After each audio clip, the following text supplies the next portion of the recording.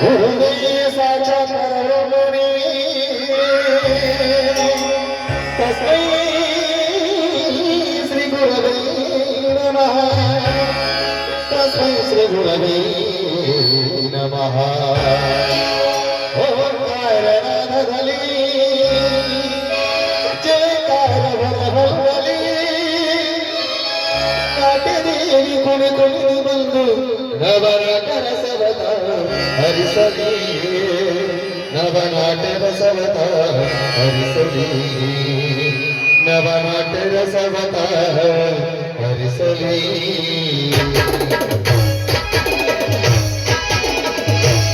शरण श्री बसवेश जय जगदीश शरण श्री बसवेश जय जगदीश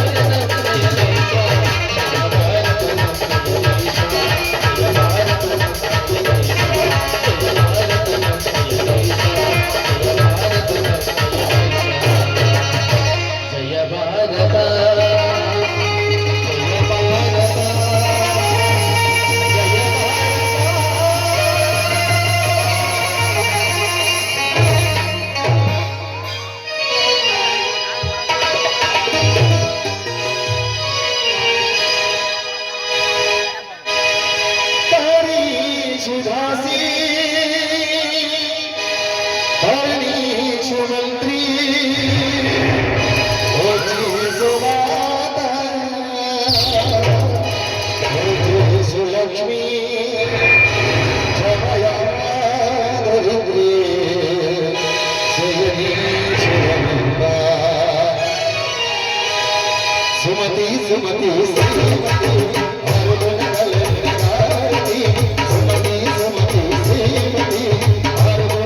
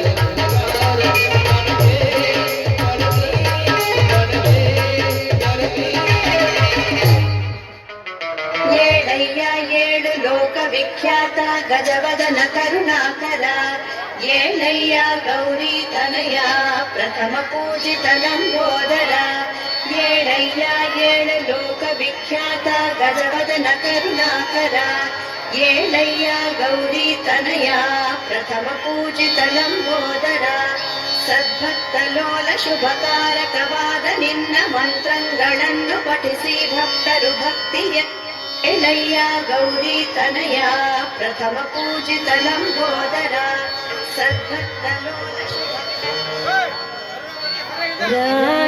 ರಾಜಾದಿರಾಜ ಗುರು ಪುಟ್ಟರಾಜ ಕವಿ ಕಲ್ಪ ಪೂಜ ಹರಸುರ ವಿದೇಶ ರಾಜಾದಿರಾಜ ಗುರು ಪುಟ್ಟರಾಜ ರಾಜಾದಿರಾಜ ಗುರು ಪುಟ್ಟರಾಜ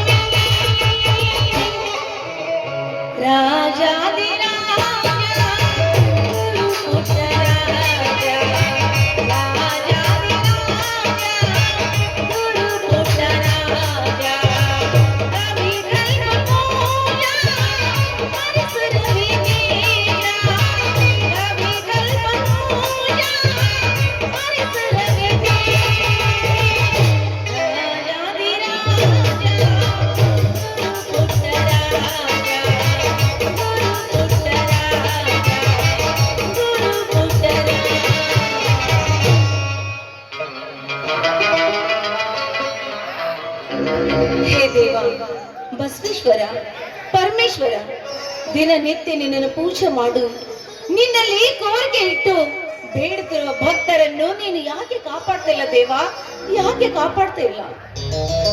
ಮಾನವರಿಗೆ ವಿಷ ಜಂತು ಕಚ್ಚಿದ್ರೆ ಸಾಕು, ಭಕ್ತಿಯಿಂದ ನಿನ್ನ ಸನ್ನಿಧಿಗೆ ಬಂದು ಬೇಡಿ ಅಂಗಲಾಚೆ ಕೇಳಿಕೊಂಡ್ರೆ ಆ ಮಾನವನಲ್ಲಿರುವ ವಿಷವನ್ನು ಕ್ಷಣದಲ್ಲೇ ನೀನು ಮರಳಿಸಿ ಕೊನೆಗೆ ಅವನಿಗೆ ಪುನರ್ಜನ್ಮವನ್ನು ನೀಡ್ತಿದೀಯ. ಆದ್ರೆ ಮಾನವನಾಗಿ ಹುಟ್ಟಿ ವಿಷ ಜಂತನಂತೆ ಅರ್ಪಡಿಸುವ ಆ ಸತ್ಯನ ಶ್ರೀಮಂತರಿಗೆ ಯಾಕೆ ನೀನು ಶಿಕ್ಷೆ ಕೊಡ್ತಾ ಇಲ್ಲ? ಎಚ್ಚರಿಗೂ ಬಡವರನ್ನು ಕಾಡ್ತಾರೆ, ಬಡವರನ್ನು ಹೊಡಿತಾರೆ, ಅವರ ರಕ್ತವನ್ನು ಕುಡಿದು ರಾಕ್ಷಸನ ಆಡ್ತಿರುವ ರಾಕ್ಷಸರನ್ನು ಯಾಕೆ ನೀನು ನೋಡ್ತಾ ಇದೀಯ? ಯಾಕೆ ಅವರ ಮೇಲೆ ನಿನಗೆ ಕನಿಕರ ಇಲ್ಲವೇ? ಕರುಣೆ ಇಲ್ಲವೇ? ಬಡವರ ಮೇಲೆ ನಿನಗೆ ರಕ್ಷಣೆ ಇಲ್ಲವೇ? ದೇವ, ದಿನನಿತ್ಯ ನಿನಗೆ ಪೂಜೆ ಮಾಡಿ ಸಲ್ಲಿಸಿ ಹೂವನ್ನು ಅರ್ಪಿಸಿ ಈ ಭಕ್ತಳು ಕೇಳಿಕೊಳ್ಳುವುದು ಒಂದೇ ಒಂದು ದೇವ, ಒಂದೇ ಒಂದು. ಆ ನರನಾಗರನ ಆರ್ಭಟ ಹೆಚ್ಚಿಸ್ತಾ ಇದೆ, ಶ್ರೀಮಂತ ಸೊಕ್ಕಿನಿಂದ ಮೆರಿತಾ ಇದ್ದಾನೆ, ನಮ್ಮಂತ ಬಡವರನ್ನು ಕಾಲಲ್ಲಿ ತೊಳೆದು ಸಾಯಿಸ್ತಾ ಇದ್ದಾನೆ. ಅಂತ ನರಕದಿಂದ ನಮ್ಮನ್ನು ಪಾರು ಮಾಡಿ ನಮಗೆ ಸುಖ ಕೊಡು ಅಂತ ನಿನಗೆ ಕೈ ಮುಗಿದು ಶರಗೊಟ್ಟಿ ಶಿರವಾಗಿ ಬೇಡ್ಕೊತಾ ಇದ್ದೇನೆ ದೇವ. ನನ್ನ ಆಸೆಯನ್ನು ಪೂರೈಸು.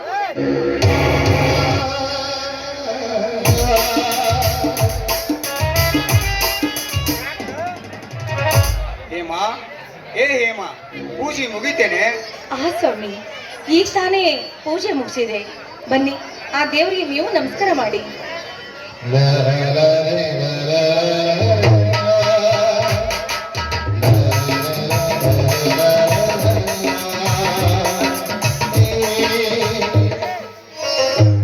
ಹೇಮಾ, ಇವತ್ತು ಸೋಮವಾರ. ನಮ್ಮ ಎತ್ತುಗಳಾದ ರಾಮ ಲಕ್ಷ್ಮಣಗಳನ್ನು ಪೂಜೆ ಮಾಡು ಮೈ ತೊಳೆದುಕೊಂಡು ಬಂದಿದ್ದೀನಿ. ಸರಿ ಸ್ವಾಮಿ, ಹಾಗಾದ್ರೆ ಆ ಬಸವಣ್ಣನಿಗೆ ನಾನು ಪೂಜೆ ಮಾಡ್ತೀನಿ.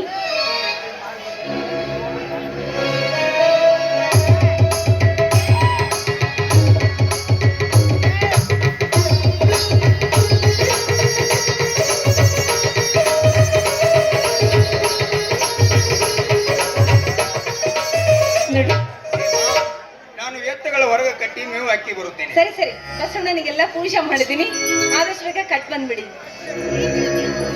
ದೇವ, ಈ ನಮ್ಮ ಬಾಳೆಗೆ ಬಂಗಾರವಾಗಿ, ಈ ನಮ್ಮ ಸಂಸಾರಕ್ಕೆ ಆಶ್ರಯ ಆಗಿ ಬದುಕುತ್ತಿರುವ ರಾಮ ಲಕ್ಷ್ಮಣನಂತೆ ಜೋಡಿಯಾಗಿ ನಮ್ಮ ಹೊಲದಲ್ಲಿ ನೇಗಿಲನ್ನು ಉಳಿ ನಮಗೆ ಅನ್ನ ಹಾಕುತ್ತಿರುವ ಆ ಬಸವಣ್ಣನನ್ನು ನಿನ್ನ ರಕ್ಷಣೆ ಇರಲಿ ದೇವ, ನಿನ್ನ ರಕ್ಷಣೆ ಇರಲಿ.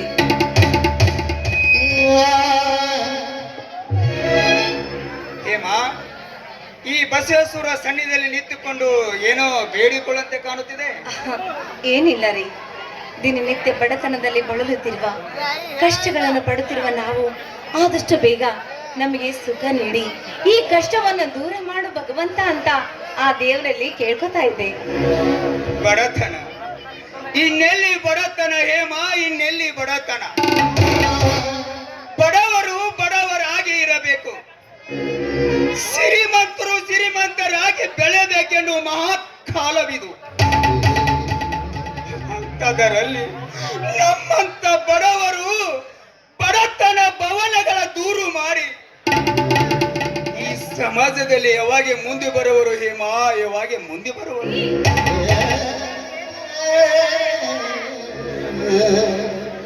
ಅಳ್ಬಾರ್ದು ರೀ, ರೈತರಾಗಿ ಹುಟ್ಟಿದ ಮೇಲೆ ಯಾವತ್ತೂ ಕಣ್ಣೀರ್ ಹಾಕ್ಬಾರ್ದು.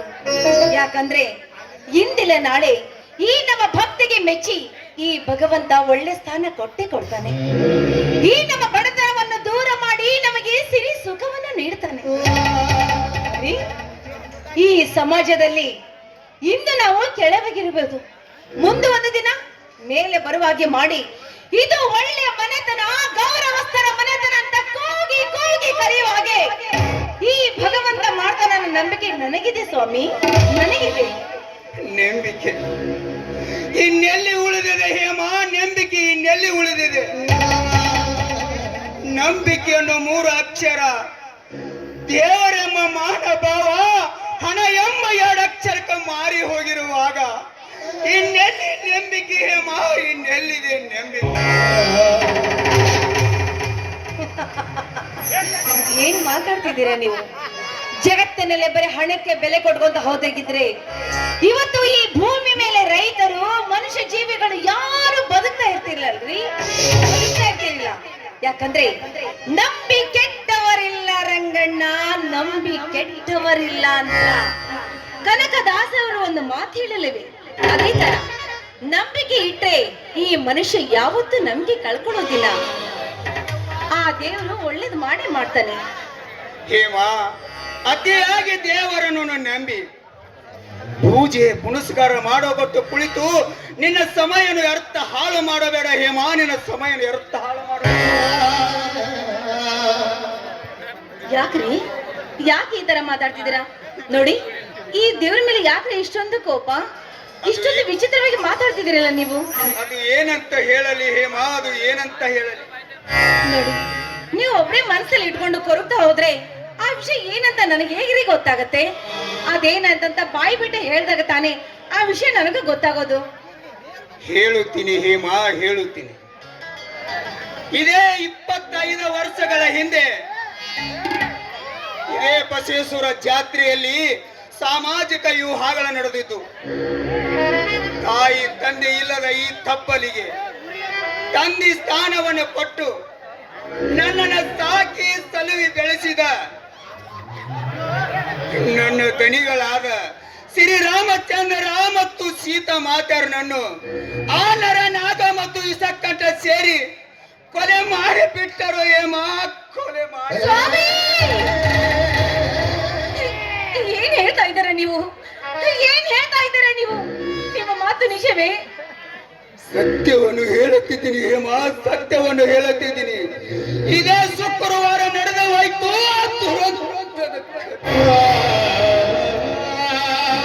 ಅಯ್ಯೋ ದೇವರೇ, ಸ್ವಾಮಿ, ಮನಸ್ಸಿನಲ್ಲಿ ಇಷ್ಟೊಂದು ನೋವಿಟ್ಕೊಂಡು ಮತ್ತೆ ನಗುತ್ತಾ ಮಾತಾಡ್ತಾ ಎಷ್ಟೊಂದು ಕಷ್ಟ ಪಡ್ತಾ ಇದ್ದೀರಲ್ರಿ ನೀವು, ಎಷ್ಟೊಂದು ಕಷ್ಟ ಪಡ್ತಾ ಇದ್ದೀರಾ.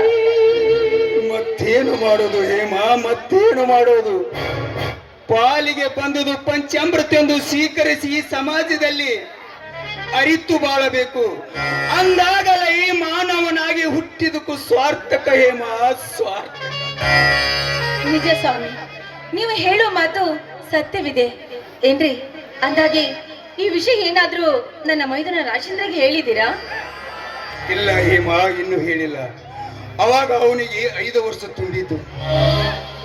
ಅವನಿಗೆ ಹೇಳಿದ್ರೆ ಇದೇ ಚಿಂತೆಯಲ್ಲಿ ಕೊರಗುತ್ತಾನೆಂದು ನನ್ನಲ್ಲೇ ಬಚ್ಚಿಟ್ಟಿಕೊಂಡಿದ್ದೀನಿ ಹೇಮ, ನನ್ನಲ್ಲೇ ಬಚ್ಚಿಟ್ಟಿಕೊಂಡಿದ್ದೀನಿ. ನೀವು ಬಚ್ಚಿಟ್ಕೊಂಡು ತುಂಬಾ ತಪ್ಪು ಮಾಡ್ತಾ ಇದ್ದೀರಾ. ಒಂದ್ ವೇಳೆ ಇಂದಿಲ್ಲ ನಾಳೆ ನನ್ನ ಮೈದನಿಗೆ ಗೊತ್ತಾದ್ರೆ ನಿಮ್ ಬಗ್ಗೆ ಅವರು ತಪ್ಪು ತಿಳ್ಕೊಳ್ದಿಲ್ಲೇನ್ರಿ? ನೋಡ್ರಿ, ಆದಷ್ಟು ಬೇಗ ಈ ವಿಷಯವನ್ನು ಮುಚ್ಚಿಡದೆ ಅವನಿಗೆ ತಿಳಿಸಿದ್ರೆ ಒಳ್ಳೇದಲ್ವೇನ್ರಿ? ಬೇಡ ಹೇಮ, ಬೇಡ. ಅವನು ಇನ್ನು ಬಾಳಿ ಬದುಕಬೇಕಾದವನು. ಸಮಯ ಬಂದಾಗ ನಾನು ಹೇಳುತ್ತೇನೆ, ಅಲ್ಲಿವರೆಗೆ ನನ್ನನ್ನಿಂದಲೇ ಇರಲಿ. ಸರಿ ಬಿಡಿ, ನಿಮ್ಗೆ ಹೇಗ್ ತಿಳಿಯುತ್ತೋ ಹಾಗೆ ಮಾಡಿ. ಹಾ ನೋಡಿ, ನನ್ನ ಮೈದ್ನ ಬರೋ ಹೊತ್ತಾಯ್ತು. ಅವ್ನಿಗೆ ಬಿಸಿ ಬಿಸಿ ಅಡಿಗೆ ಮಾಡ್ಬೇಕಲ್ಲ, ನಾನು ಅಡಿಗೆ ಮಾಡ್ತೀನಿ. ಅಷ್ಟೊತ್ತಿಗೆ ನೀವು ಬಸವಣ್ಣನಿಗೆ ಕೂಲಾಗಿ ಬಂದ್ಬಿಡಿ. ಈ ಸುಂದರ ಸಮಯದಲ್ಲಿ ಮಧುರಾದ ನಿನ್ನ ಕಂಠದಿಂದ ಬರಲಿ ಒಂದು ಇಂಪಾದ ಗೀತೆ. ಅಬ್ಬಬ್ಬಬ್ಬಬ್ಬ, ಏನ್ರಿ ಇಂಥ ಸಮಯದಲ್ಲಿ ಇದು ಬೇಕಿತ್ತಾ? ಬೇಕು ಅಂತೀರಾ? ಸರಿ ಸರಿ.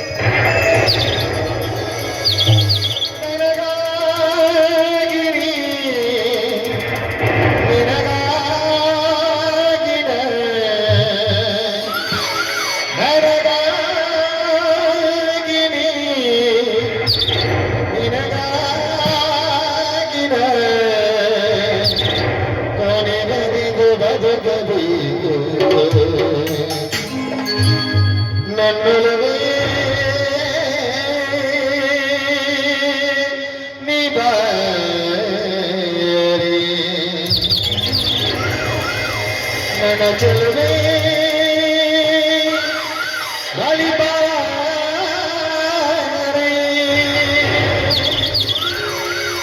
ಬಳಿ ಬಂದು ಸಿಹಿ ನೀರು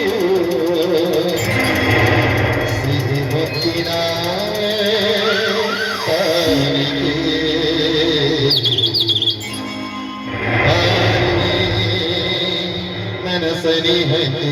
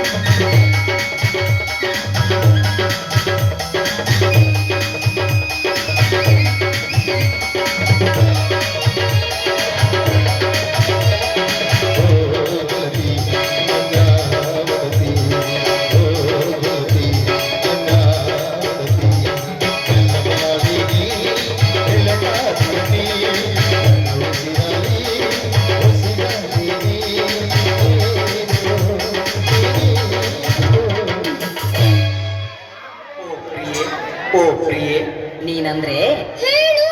ತುಂಬಾ ಇಷ್ಟ ಸಿಹಿಮುತ್ತಿನ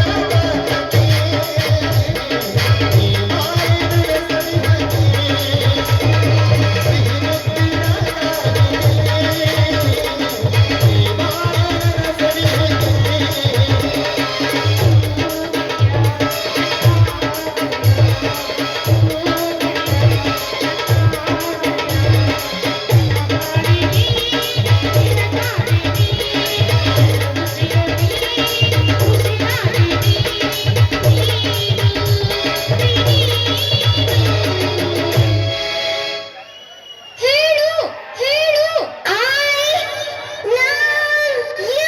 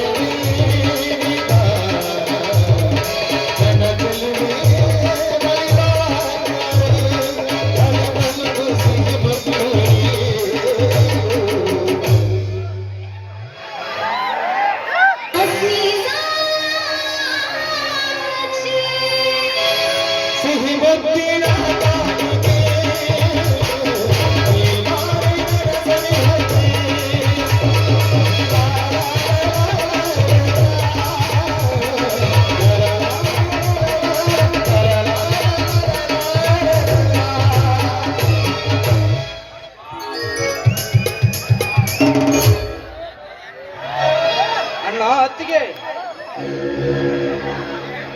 ಬಾ ಸೋದರ, ಈಗ ಬಂದೇನಪ್ಪ. ಹೌದಣ್ಣ, ಈಗ ತಾನೇ ಬಂದೆ. ಮೈದುನ ಈಗ ಬಂದೇನು? ಹೌದತ್ತಿಗೆ, ಈಗ ತಾನೇ. ಸರಿಪಾ, ಆ ದೇವರಿಗೆ ನಮಸ್ಕಾರ ಮಾಡು. ಅತ್ತಿಗೆ, ಆ ಬಸವೇಶ್ವರನ ಆಶೀರ್ವಾದದೊಂದಿಗೆ ನಿಮ್ಮ ಆಶೀರ್ವಾದ ಕೂಡ ಮುಖ್ಯ. ನೋಡಪ್ಪ ಸೋದರ ರಾಜೇಶ, ನಮ್ಮ ಆಶೀರ್ವಾದ ಅಂತೂ ಯಾವಾಗ ಇದ್ದೇ ಇರುತ್ತದೆ. ಮೊದಲು ಆ ಬಸವೇಶ್ವರ ಅನುಗ್ರಹ ಪಡೆದುಕೊಳ್ಳಪ್ಪ. ಆಗಲಿ ಅಣ್ಣ.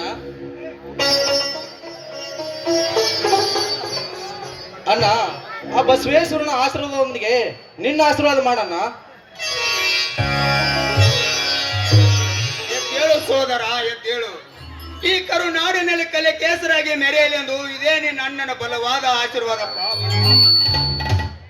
ಅತ್ತಿಗೆ, ಈ ನಿನ್ನ ಮೈದನಿಗೆ ಆಶೀರ್ವದಿಸಿ ಅತ್ತಿಗೆ. ಎದ್ದೇಳೋ ಮೈದುನ, ನಿನಗೆ ಒಳ್ಳೇದಾಗ್ಲಿ. ಈ ಪುಣ್ಯ ಭೂಮಿಯಲ್ಲಿ ನೀನು ವೀರನಾಗಿ ಮೆರೆಬೇಕು. ಅದೇ ನನ್ನ ಆಸೆ, ಅದೇ ನನ್ನ ಆಶೀರ್ವಾದ ಕೂಡ. ಅತ್ತಿಗೆ, ಈ ಕಲಿಯುಗದಲ್ಲಿ ಘೋರ ಕೃತಜ್ಞ ಮಾಡುವ ಕಿರಾತಕ ಕಿರುಣಗೆಯನ್ನು ಬಗೆದು ಆ ಭೂದೇವಿಗೆ ಸಮರ್ಪಿಸಿ ಕನ್ನಡ ನಾಡಿನಲ್ಲಿ ಭುವನೇಶ್ವರ ಪುತ್ರನಾಗುವನತ್ತಿಗೆ ಭುವನೇಶ್ವರ ಪುತ್ರನಾಗುವ ಈ ರಾಜೇಂದ್ರ. ತಮ್ಮ ಸೋದರ, ನಿನ್ನ ನೌಕರಿ ಕೆಲಸ ಏನಾಯ್ತಪ್ಪ?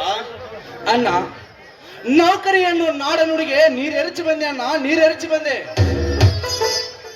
ಮೈದಿನ, ಏನ್ ಹೇಳ್ತಾ ಇದ್ದೀಪ ನೀನು? ಹೌದು ಅತ್ತಿಗೆ, ಇನ್ನೆಲ್ಲಿದೆ ಅತ್ತಿಗೆ ನಮ್ಮಂತ ಬಡವರಿಗೆ ನೌಕರಿ? ಸೋದರ, ಅದು ಏನಂತೂ ಬಿಡಿಸಿ ಹೇಳಪ್ಪ, ನಮಗೂ ಸ್ವಲ್ಪ ಅರ್ಥ ಆಗುತ್ತದೆ. ಅತ್ತಿಗೆ, ನಮ್ಮಂತ ಬಡವರು ನೌಕರಿಯನ್ನು ಮಾಡಬೇಕಾದ್ರೆ ಲೆಕ್ಕವಿಲ್ಲಷ್ಟು ಲಂಚ ಕೊಡಬೇಕು ಈಗಿನ ಅಧಿಕಾರಿಗಳಿಗೆ. ಮಾ, ನನ್ನ ತಮ್ಮ ಒಬ್ಬ ದೊಡ್ಡ ಪೊಲೀಸು, ಡಾಕ್ಟರ್ನು, ಲಾಯರ್ನು, ಒಂದು ದೊಡ್ಡ ಅಧಿಕಾರ ಆಗಿ ಬರ್ತಾನಂದು ಕನಸ ಕಟ್ಟಿಕೊಂಡಿದನಪ್ಪ ಈ ಕಡವ ಬಡವ. ಕನಸಿನ ಕಡಲು ಕಮರಿ ಕರಗಿ ನೀರಾಗಿ ಹೋಯ್ತಪ್ಪ, ನೀರಾಗಿ ಹೋಯ್ತು. ಮೈದಿನ, ಅಂದ್ರೆ ನೀನು ನೌಕರಿ ಮಾಡೋದು ಬೇಡ ಅಂತ ಬಿಟ್ಟು ಬಂದೇನು? ಹೌದು ಅತ್ತಿಗೆ, ನಾನು ಈ ಕನ್ನಡ ನಾಡಿನಲ್ಲಿ ರೈತನಾಗಬೇಕೆಂಬುದು ಈ ನನ್ನ ಆಸೆ ಅತ್ತಿಗೆ, ಈ ನನ್ನ ಆಸೆ. ಅದಕ್ಕೆ ಈ ದೃಢ ನಿರ್ಧಾರ ಮಾಡಿದ್ದೇನೆ ನಾನು. ಇದೇನಪ್ಪ ನಿನ್ನ ಕೊನೆಯ ನಿರ್ಧಾರ? ಹೌದು ಅತ್ತಿಗೆ, ನಿಮ್ಮ ಜೊತೆ ಸೇರಿಕೊಂಡು ಈ ಅಣ್ಣ ನೀನು ನಿಮ್ಮಿಬ್ಬರ ಜೊತೆ ಸೇರಿಕೊಂಡು ನಾನು ಇಲ್ಲಿ ವ್ಯವಸಾಯ ಮಾಡಬೇಕೆಂಬುದು ನನ್ನ ಆಸೆ ಅತ್ತಿಗೆ. ಬೇಡ ಮೈದಿನ, ಬೇಡ. ನೀನು ನಮಗೆ ಕಷ್ಟ ಪಡುವುದು ಬೇಡ. ಹೊಲದಲ್ಲಿ ದುಡಿದು ನಿನ್ನ ಕಷ್ಟ ಪಡುವುದನ್ನ ನಾವು ಕಣ್ಣಾರೆ ನೋಡಿ ಸಂಕಟ ಪಡಬಾರ್ದು ಅಂತಾನೆ ನಿಮ್ಮಣ್ಣ ನಾನು ಹಗಲು ರಾತ್ರಿ ಹೊಲದಲ್ಲಿ ದುಡಿದು ಶ್ರೀಮಂತರ ಹತ್ರ ಸಾಲ ಕೇಳಿ ನಿನ್ನ ದೊಡ್ಡ ವಿದ್ಯಾವಂತನಾಗಿ ಮಾಡ್ಬೇಕೆಂಬ ಎಷ್ಟು ಆಸೆಗಳನ್ನು ಇಟ್ಕೊಂಡಿದ್ದಾನೆ ಈ ನಮ್ಮಣ್ಣ. ಅಂದಾಗ ಈ ನಿಮ್ಮಣ್ಣನ ಆಸೆಗೆಲ್ಲ ಮಣ್ಣೆರಿಸ್ತಾ ಇದೀಯಾ? ಅತ್ತಿಗೆ, ಒಬ್ಬ ಪೊಲೀಸ್ ಅಧಿಕಾರಿ ಆದ್ರೆ 4 ಜನರಿಗೆ ಶಿಕ್ಷೆ ಕೊಡಬಹುದು, ಒಬ್ಬ ಲಾಯರ್ ಅಧಿಕಾರಿ ಆದ್ರೆ 4 ಜನರಿಗೆ ನ್ಯಾಯ ಪಡಿಸಬಹುದು, ಒಬ್ಬ ಡಾಕ್ಟರ್ ಆದ್ರೆ 4 ಜನರ ಜೀವವನ್ನೇ ಉಳಿಸಬಹುದು. ಅವರಿಗಷ್ಟೇ ಯಾಕೆ ಈ ಡಾಕ್ಟರ್, ಲಾಯರು, ಈ ಪೊಲೀಸ್ ಇವರಿಗಷ್ಟೇ ಯಾಕೆ ಅತ್ತಿಗೆ ಇಡೀ ಜಗತ್ತಿಗೆ ಅನ್ನ ಹಾಕುವ ಈ ಅನ್ನದ ತಾಯಿ ರೈತ. ಯಾರು ಏನ್ ಬೇಕಾದ್ರೂ ಆಗ್ಬೋದು, ರೈತನಾಗಬೇಕಾದ್ರೆ ಪೂರ್ವಜನ್ಮದ ಪುಣ್ಯ ಬೇಕತ್ತಿಗೆ, ಪೂರ್ವಜನ್ಮದ ಪುಣ್ಯ ಬೇಕು. ನೋಡು ತಮ್ಮ, ನಿನಗೊಂದು ಕಿವಿ ಮಾತನ್ನು ಹೇಳ್ತೀನಿ ನೋಡಪ್ಪ. ಹೇಳಣ್ಣ, ಅದ್ಯಾವ್ದು ಮಾತು? ಇದೊಂದು ಕೆಟ್ಟ ಸಮಾಜ. ಈ ಸಮಾಜದಲ್ಲಿ ಆ ನರನಾಗ ಮತ್ತು ವಿಷಕಂಠ ಕೆಟ್ಟ ಶ್ರೀಮಂತರ ದೌಡಿಗೆ ಸಿಲಕದಂತೆ ಪಾರಾಗಿ ಬಂದು ಬಾಳಿ ಬದುಕಬೇಕಪ್ಪ. ಇದೇ ನಿನ್ನ ಅಣ್ಣನ ಕಿವಿ ಮಾತು. ಅಣ್ಣ, ಅಂದು ಪರಿಕೇರೊಡನೆ ಹೋರಾಡಿದ ವೀರ ಸಂಗೊಳ್ಳಿ ರಾಯಣ್ಣ ಇಂದು ಈ ನರನಾಗ ವಿಷಕಂಠ ನನ್ನ ವಿಷಕ್ಕೆ ತಲೆ ಹಾಕಿದ್ರೆ ಅವರನ್ನು ಜೀವಂತ ಉಳಿಸಲಾರನ್ನ ನಾನು ಜೀವಂತ ಉಳಿಸಲಾರಿ. ಅದಕ್ಕೆ ನಾನು ಈ ವಿಷ ಸರ್ಪಗಳಿಗೆ ಕುಡುಗ ಹೊಡೆದು ಕರುಣನಾಗುವೆನು. ಅದಕ್ಕೆ ಈ ರಾಜೇಂದ್ರ ನಿರ್ಧಾರ ಮಾಡಿದ್ದಾನೆ ಅತ್ತಿಗೆ, ನಿರ್ಧಾರ ಮಾಡಿದ್ದಾನೆ. ಈ ನಿರ್ಧಾರದಿಂದ ಮುಂದೆ ನಿನಗೆ ಒಳ್ಳೆಯದಾದ್ರೆ ಅಷ್ಟೇ ಸಾಕು. ಅಷ್ಟೇ ಅಲ್ಲಪ್ಪ, ಈ ಜಗತ್ತಿನಲ್ಲಿ ಕೆಟ್ಟ ಕಾಮದ ಕಣ್ಣಿನ ಕಣ್ಣೆ ಅವರ ನೆರಳು ಕೂಡ ನಿನ್ನ ಮೇಲೆ ಬೀಳಬಾರ್ದಂತ ಕೂಡ ನಾನು ಕೇಳ್ಕೊತಾ ಇದ್ದೀನಿ. ಅತ್ತಿಗೆ, ಕಾಮನಿಂದ ನೋಡಿದ ಕಾಮುಕಿಯರ ಕಣ್ಣನ್ನು ಕೆತ್ತಿಸಲು ಭೂದೇವಿಗೆ ಸಮರ್ಪಿಸಿ ತಾಯಿಗೆ ಮಗನಾಗಿ, ತಂಗಿಗೆ ಅಣ್ಣನಾಗಿ ಈ ಕನ್ನಡ ನಾಡ ಭುವನೇಶ್ವರಿ ಪುತ್ರನಾಗುವುದು ನನ್ನ ಆಸೆ ಅತ್ತಿಗೆ, ನನ್ನ ಆಸೆ. ಅದಷ್ಟೇ ಏಕೆ, ನಾನು ಅಂತ್ಯಂತ ಗಂಡನಲ್ಲ, ರಾವಣಲ್ಲ, 10 ತಲೆ ರಾವಣ. ನೋಡಪ್ಪ ಸೋದರ, ಈ ನಿನ್ನ ಆಡುವ ನುಡಿಯನ್ನು ಕೇಳಿ ನನ್ನ ಹಸಿದು ಒಡಲು ಹಾಲು ಕುಡಿದಕ್ಕೆ ಸಂತೋಷ ಆಗ್ತಿದೆಪ್ಪ, ಸಂತೋಷ. ಬಾಪ, ಅಲ್ಲಿಂದ ಬಂದು ನೀನು ಸುಸ್ತಾಗಿದೆಯಾ? ಮೊದಲು ಕೈಕಾಲು ಮುಖ ತೊಳ್ಕೊಂಡ್ ಬಾ, ನಿನಗೆ ಬಿಸಿ ಬಿಸಿ ಅಡಿಗೆ ಮಾಡಿ ಊಟಕ್ಕೆ ಬಡಿಸ್ತೀನಿ ಅಂತ. ಅತ್ತಿಗೆ, ಈ ಊಟ ಮಾಡೋಕ್ಕಿಂತ ಪೂರ್ವದಲ್ಲಿ ನಿನ್ನ ಬಾಯಿದಂದಾದ್ರ ಒಂದು ಮಧುರವಾದ ಗೀತೆಯನ್ನು ಕೇಳುವುದು ನನ್ನ ಆಸೆ ಅತ್ತಿಗೆ. ಅಯ್ಯೋ, ಏನ್ರು ನಿಮ್ಮ ಅಣ್ಣ ತಮ್ಮನ ಗೋಳು? ನಿಮ್ಮ ಅಣ್ಣನ ಬರ್ತಾರೆ ಹಾಡಾಡು ಅಂತಾರೆ, ನೀನು ಬರ್ತೀಯ? ಇಲ್ಲ ರೀ, ಆದಷ್ಟು ಬೇಗ ಅವನಿಗೆ ಮದುವೆ ಮಾಡಿ ಜೋಡ್ ಮಾಡ್ಬೇಕು. ಯಾಕಂದ್ರೆ ಜೋಡಿ ಹಾಡ್ ಬೇಕು ಬೇಕು ಅಂತ ಕೇಳೋರೆ ಜಾಸ್ತಿ ಆಗ್ಬೇಕು. ಸರಿ ಸರಿ, ನೀ ಇಷ್ಟದಂತೆನೇ ಆಡ್ತೀನಿ. ಆಯ್ತು. ಜೇನಿನ ಗೂಡು ನಾವಿಲ್ಲ ಬೇರೆಯಾದರೆ ಜೇನಿಲ್ಲ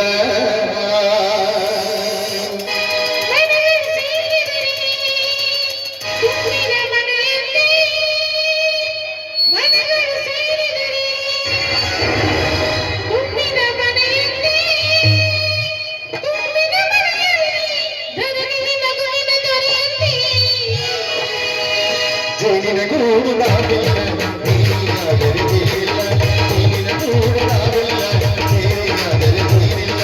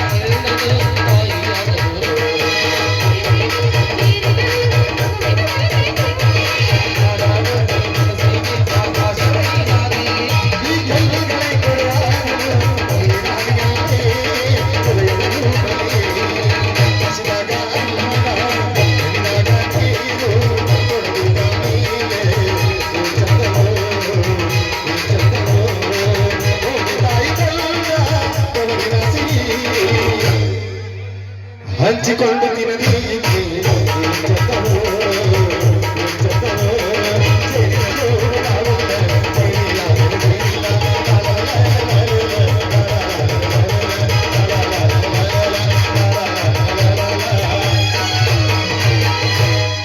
ಯಾಕ್ರಿ ಏನಾಯ್ತು? ಪಂಚೆ ಕಳ್ಕೊಂಡ್ರಾ? ನಡಿ ಅಮ್ಮ ಎಲ್ಲರೂ ಕೂಡಿ ಒಟ್ಟಿಗೆ ಊಟ ಮಾಡುವ. ಡ್ಯಾನ್ಸ್ ಮಾಡಕ್ ಸಿದ್ಧ ಇಲ್ಲ ನೀವು. ಮುತ್ತಿ ಹೊಡೆದು ನಿತ್ತಿ ಮಾಡಿ ಗುದ್ದಾಡಕಟ್ಟ ಶಾಣೆ ಇರೋದೇ ನೋಡಿ. ಏನಪ್ಪ ಬಾ ನೀನು. ಒಟ್ಟಿಗೆ ಊಟ ಮಾಡೋಣ. ಹಾ ಹಾ